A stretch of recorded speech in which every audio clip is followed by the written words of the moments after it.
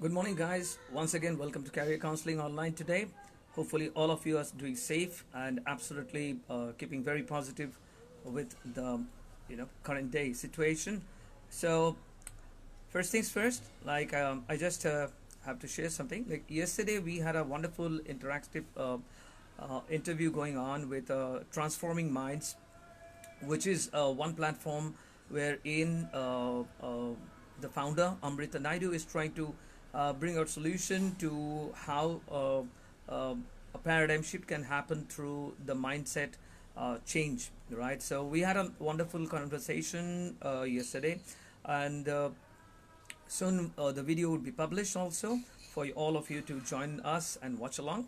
And it was a very interactive sessions wherein we spoke about the journey of startup, the journey of an entrepreneur, and the mindset change that is required, and taking into consideration the present scenario. The mindset change is literally the only way to come out of it. So, guys, we will be talking more about it, and today the main part is, see, when we look into the global pandemic, the global literal global economic crash down situation, we are getting information about the US stock exchange being hit, the world economy being hit so badly. And that brought me this idea as to, like, how was it that when in the ancient time, during the ancient civilization in India, see, similar situation arrived in India also. Like, if it is not COVID-19, there were famine, there were droughts, there were natural calamities, excess rain or no rain. And obviously, along with that, there were invasion from outside, India. But still, the Indian culture, the Indian history carried on, because the rulers or the conquerors of that time literally had a different kind of strategy towards handling each situation. Right now, when we study the ancient history, we find that the major contributors or the major kings or the conquerors or the rulers whom we have found to have been ruling, India and the states over generations are very successful. It's not that only through succession or passing of the mantle or passing of this throne they manage to literally control the country, literally rule the country. The main thing, what I understand is they had strong strategies, they had strong focus on what needs to be done in terms of a pandemic or in terms of a chaos, in terms of if life throws off the regular life into a chaotic situation out of the grid. Right. So referring from the ancient history only, I read somewhere that the king or the conqueror, a successful one, or the one who was most appreciated or most remembered in history, are all those who literally brought his own men and the men of his enemies also under his domain, under his sway, and he controlled them. He literally had a more upper kind of thought in terms of in handling them. And we find like the king or the conquerors always did it through two main aspects of ruling. The first thing was their treasury or the rajakosh, wherein the revenue, the taxes and everything collected, and even during the warfare of to different countries or different states, whatever was won, the gold, the silver, the things, everything was deposited. That was the kind of norms at that time, that everything used to be deposited in the king's treasury. Okay. Now the treasury decided the strength of the king. The bigger the treasury, or the bigger the kind of gold accumulation, silver accumulation that a king had. We have all heard about the story of King Solomon and so on. But the thing is, see, the more these kings or the conquerors had gold, silver, and other expensive jewelries and jewels and stones that decided the size of their treasury, and the size of the treasury decided, the way the king or the conqueror could run his kingdom. Second, we have found that all those conquerors or all those rulers or all those kings who succeeded over generation to rule the country successfully and very peacefully also, are those who had a strong army, okay, who had a strong army. We have heard about King Ashoka, we have heard about Kanishka, we have heard about legendary rulers from India who literally, at the later part of the life, literally had a huge army, but mainly they were utilized for peacekeeping, for managing within, right? It was not to evade a different country or fight against others. Yes, basically it was used to suppress any kind of revolt in the rear or any kind of conspiracy, and majorly it was used to maintain the peace and harmony within the country, within the state, and within the kingdom.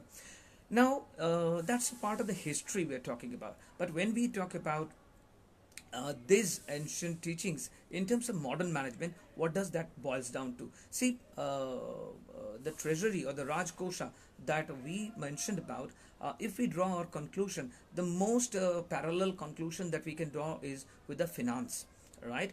The kingdom being your organization, right? And obviously you are not the king, but you are the director or the founder, or you are in the management board. So basically you are the one who is running the organization, right? So the treasury can be closely mentioned as the finance, as the finance of the organization. So what does it mean? If an organization has a healthy finance to run the organization, like the revenue flow is regular, the cash flow is regular, the profit making is happening at a healthy rate, and getting regular businesses, getting regular customers, getting regular sales. So the kind of fund that is constantly in movement, that the cash flow is there. So what will that do to your organization is, see, it enables you to take better decisions. I mean, when you have a very healthy or a sustainable business, right? When you're running an organization and you have a healthy finance, right? You have a healthy fund. Then what happens is you can think about the next step.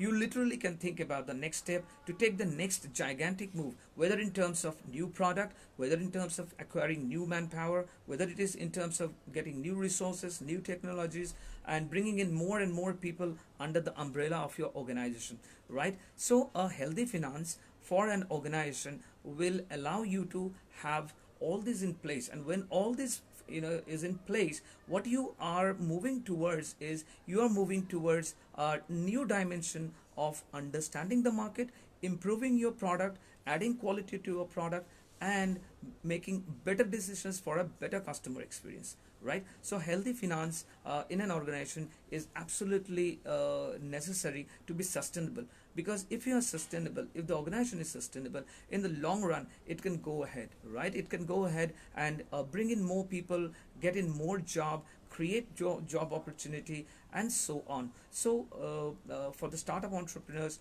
or for the regular business houses, see, a regular fund, a regular free flow of a fund. I mean, we are not talking about millions, because there are organizations where millions are lesser, but there are even organizations where even 1,000 matters, or 10,000 matters, or 1 lakh matters. So on. So the thing is, whatever the size of your business, you can only expand when you have a healthy finance with you. So whosoever is taking care of the decision making in terms of finance, in terms of leading the organization, has to ensure that there is a fund flow. Okay, so you can either have the fund through angel investors. They should look for investors, they should look for collaborators, they should look for crowdfunding. They should, if things are not happening that way, they should try to raise funds through loans and so on, so that the show goes on. Because when you are able to produce the products, able to sell it and reach the customer, what will happen is the fund from the customer, the fund from the market will flow in, and you will be able to pay off your debts, you will be able to repay your loans, you will be able to go ahead and appreciate your donors and so on. So for all those who's taking care of an organization, it is absolutely mandate that you constantly monitor the finance, you constantly monitor the status of the finance, the fund flow, and accordingly take a decision, right? I mean, rather than taking a drastic decision of stopping the production or going over production, that's not going to help. You need to really assess what is the right situation now. You should not be theoretical, you should not be in a dream sequence where you take ifs and buts and probability as a as a parameter to decide. So the thing is, you need to really understand what you are into, okay, and take a very realistic step in terms of expansion, in terms of production, in terms of getting new customer, in terms of your marketing, in terms of your running the show. So now the second part comes is the king always had a huge army, had a very strong army, had capable soldiers, generals and lieutenants and so on. So what does that mean in terms of modern management? See, the manpower in any organization, be it an $1,000 company or be it $1,000 million company, you need to understand whether it's a one employee single sole proprietor organization, or whether it's a stakeholders company, or whether it's a LLC or a private limited company. The main thing is it's the manpower which literally decides the growth of the organization. See, the finance part is there, finance and manpower is both interconnected. Okay, see, how is it? See, when an organization has a very sound finance status, what it can do is it can acquire better manpower, it can recruit better candidates, it can go for better skills. Now the thing is, see, just like the kings used to train their soldiers, used to take care of them, used to pay them well, used to give a lot of benefits to them. Similarly, the organization has to recruit the best of the best candidates for the different departments. They should invest in the employees, like in terms of training them and paying them well. Because see, when a person is joining an organization, those are the two only aspects with which an organization can provide, and which an employee is literally expecting from other employers. See, the main thing is, whenever an employee is joining, first thing is he's looking for growth. First thing and the last thing is he's looking for growth. Now, growth is a two factor or two dimensioned thing. First, growth is the internal growth, which is the knowledge, the skill, the technical capabilities, the understanding of process, the understanding of management, so on. So, when the management, when the organization is investing in their employees in terms of training, what it happens is you are creating a resource for the future days, and in the future days, where according to the demand of your business, according to the dynamics of your business, which is constantly changing, you will not have to look for a resource outside. You will already have a resource who's trained in it, who's well aware with the process. Because see, when a new employee joins in, it takes a couple of months for the person to understand the process, right? The deliverables, the reporting structure, the CRM and everything. So instead of that, if you are constantly investing in your present employees, what they find is, see, that creates a point of trust, right? When see, I get trained constantly, I believe that the organization is trusting me. The organization believes that I can contribute in the longer run. The organization sees me along their own vision. Yesterday we spoke about the employee expectation and the company, the organization expectation, which is overlapping each other. A union B. We mentioned that, right? Drawing reference from Venn diagram. So the union has to happen. See, the point of interest of the employee and the point of interest, it cannot be only one directional, that the employee starts thinking, okay, only about rewards and recognition, perks, and increment and promotions. And it cannot be also that the organization only thinks about rendering more profit, getting more shareholders, getting more investors, and so on. So this thing has to merge in, it has to overlap. I mean, it cannot be like either this or that, it has to overlap. And then what happens is the employee starts believing that I am in the long goal vision, I am in the long objective or the mission of the organization, I am included. That makes them feel very loyal. That's a kind of loyalty creation that happens, and you will have this resource ready for the new responsibility when in the coming days you're looking for more skilled or upgraded or up to date kind of professional. You will already have a resource in your organization who's trained, okay, with the kind of skills that you're looking for.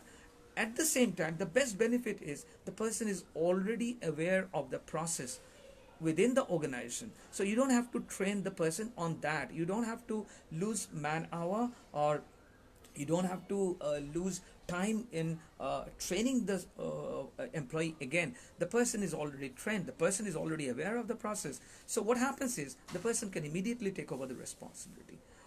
What did that do is the organization, or you as the head of the organization, can cut down this time wherein the learning process is happening from a fresh start. Rather, if you're investing into a continuous training, the employee is upgraded, the employee feels very motivated, as because his skills are growing. So he's well aware that there is a value addition to his CV, to his skills, to his knowledge base, and so on. So the employee feels absolutely included in the organization's vision, right? So, and he personally makes it a mission to deliver the mission statement of the organization. You see, that's the overlapping thing, right? See, the training has to be there, right? That pay has to be good. In the terms, like, there is no point in debating over whether the employees are ever happy with the pay, or whether they are demanding constantly. Nothing like that. See, every employer has a belief, a belief system working, wherein they should believe that they have recruited, while the recruitment happened, they have recruited the resources who shared their vision, or let's say during the point of recruitment, they believed that this resource, if taken on board, would become a better resource, sharing our vision, delivering our mission, right? The thing is, with that thing happening, the employees also starts believing that yes, I'm taken good care of, I get the best training, I do have the best health policies, I have the medical benefits, my family's time is taken care of. See, big organizations, like, to name a couple of few, because I have friends there, like Facebook, Google, it's not like a promotion, but the thing is, they have taken care of the family life, they have taken care of the family time, they have crashed. Like a friend of mine, when she became the mother for the first time, right, the biggest question which popped up was, how do I take care of my baby if I have to go to the work? So immediately what was done is, there was no confusion. See, the HR policy is such that she immediately got a 6 months of leave. At the same time, thanks Ramesh for joining, very good morning, right? So if okay, Ramesh, I'll work on that. Right. Thanks a lot for mentioning that, Ramesh. Thanks a lot. Yeah. Right. So the thing is, what I'm trying to say is, when she found that the HR policy defines the new moms to work from home for the first 8 months, and taken care of, the medical facilities were there were nurses, and there were doctors who were following up with the health procedures, everything. I mean, she didn't have to pay anything extra for that, she didn't have to think about it. So everything went taken care of.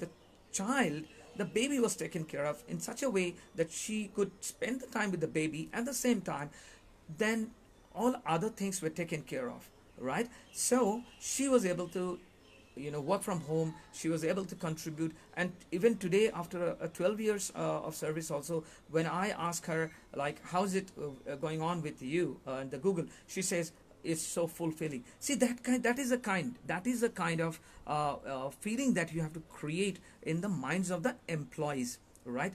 And a pay structure is not only about cash reward or getting some few more dollars such. See, we are looking for a holistic approach. We are looking for a health benefit, because with the current situation, you can see the health facilities or the medic claims or the hospitalization fees are so exorbitant that when somebody is, God forbid, falling sick, the first thing is whether I'll be able to overcome this financial loss of the hospital bill. But when an employee already finds that he's been taken care of, like I can tell you, for instance, drawing a reference, like, see, I was working with HP, and for the first time I ever understood. See, I can understand about health insurance and other insurance. For the first time, when I was reading my annexure, when I was reading my offer letter, I found that it had a policy in the health policy of 5 lakhs medical insurance on dental policy.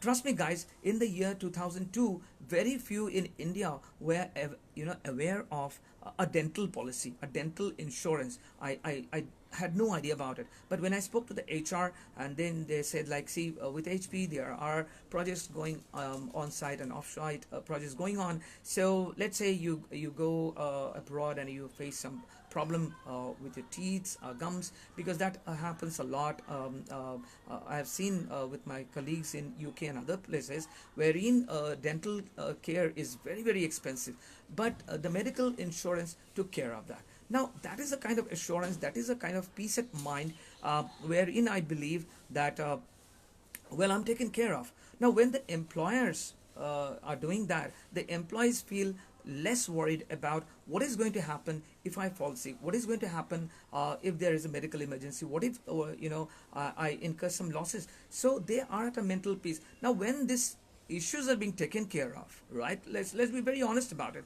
When these issues are taken care of, see, the employee is left with only one choice. I mean, just to think creative, right? That is how Google has expanded in such a way. You find, if you go into the Google campus in Hyderabad or any other places in Bangalore also, you will find that the first question after the tour is given to you guys, you will find asking yourself question, so where is the workplace exactly? I can see the gym, I can see the swimming pool, I can see the golf court, I can see the skateboard ground, I can see the basketball ground, I can see the free Wi-Fi, lush green zone wherein people are working outside and people are having coffee, and I can see wonderful cafeterias. So where is it that you work? And when you go to this workplace, you find it like a child's dream come true. I mean, it's all decorated with colors, it all having colorful balloons, it has all insignias there, and it is so vibrant. It's so vibrant, and instead of typical chairs and others, you will find a lot of bin bags there. You will find a lot of cycles on the floor. That was pretty shocking for me. I asked, like, when I first saw, I was given the tour by the HR when I joined HP. There were cycles left in the on the floor, and I was like, what exactly I'm going to do with a cycle on the floor? And then I found that you wouldn't believe the managers or the team leads, they were taking these cycles. This can be used by anybody. It's not about only the managers or the team leads. What they were doing is just to they used to take that cycle. I even used to take that cycle. I used to zoom past my colleagues and hi, hello, and everything going on, and that also gave a scope of movement, right? I mean, I was not confined to my chair. I was not confined, or neither I was shouting over the floor like, hey, there is this escalation. Have you signed out mail? No, nothing like that. So I could easily take that cycle, zoom past. The floor structure was that it used to be a huge floor, and I found basketball rings in the floor and a basketball there. It doesn't mean that you will find Michael Jordan jumping all around in the floor. It's not like that. But the thing is, the floor is decorated such a way.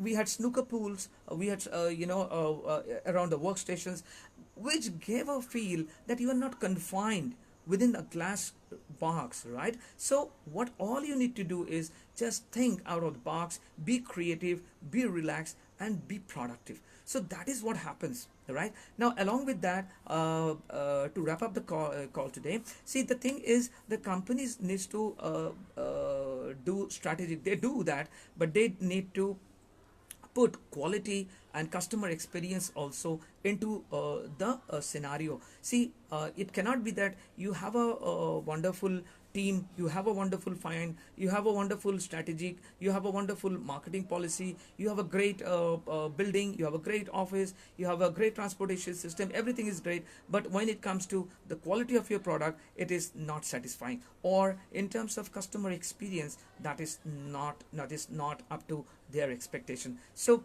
everything will fall apart, right? If the product quality is not meeting the customer's expectations, if even when the customers face a problem with your product, when they reach you for a help or for a refund or for complaint or so, how fast is it handled, how fast they are provided a solution, how fast their mails are replied. So these things creates a customer experience, and you need to understand one thing: the customer experience with the product only ensures a free fund flow, ensures revenue flow, ensures that you are sustainable. And when you are sustainable, you can manage to recruit the best candidates, best resources, buy the best technologies, and make your life and the customer's life much better. So guys, with that as the concluding part, finally I believe I would like to add along with that is, we need to focus, because Stephen Covey, in his book The 7 Habits of Highly Effective People, wrote, it is the focus which matters, rest all are in place. So the thing is, we need to focus on two things here. What we spoke about today is, first is the finance, the funding, the capital of the organization, and second is the manpower. So when an organization like a king who is focused towards the treasury and the army, the ministers and the generals, the kings controlled the country, ruled the kingdom very peacefully, very successfully. Similarly, directors, stakeholders, management people, startup entrepreneurs, they can also do the same. They can also run a very successful business if they start planning of focusing on finance and the manpower. Right. With that note, guys, thanks a lot for joining me today. Ramesh, thank you so much for taking out your time, and for all those who are watching, it's wonderful, always talking to you guys. We will come back again tomorrow. We have a very interactive, interesting topic tomorrow, as to how much is enough. Tomorrow we are going to talk about how to stay on the top once you're on the top, because that's very important. Anybody can go on the top. I mean, anybody can go on the top. It's nothing. I mean, you just have to climb, right? With your hard work, with your dedication, you climb. But what you need to do once you're on the top, because see, everybody is trying to reach the top. How do you ensure that you stay on the top? So staying on the top is more important than reaching on the top, because reaching on the top is not difficult, staying is. So tomorrow we will talk about it, and we will have an interactive session. Thanks a lot, guys, for taking out your time this morning and joining me today in Career Counseling Online. As always, you can write to us at careercounselingonline@gmail.com. Please like our page in Facebook, which is Career Counseling Online. Join the LinkedIn group, which is Career Counseling Online, and we will have a very, very interactive session, learning session, and I will learn from you. We will all be, into a learning mode together, because as I always say, we can win anything, we can win any challenge, we can win any situation when we are together. So guys, take care of yourselves, stay at home, stay positive, right? And it's always great to have you with me. And as I always say, learn, contribute, and evolve. With that note, today we meet tomorrow. Take care. Bye bye.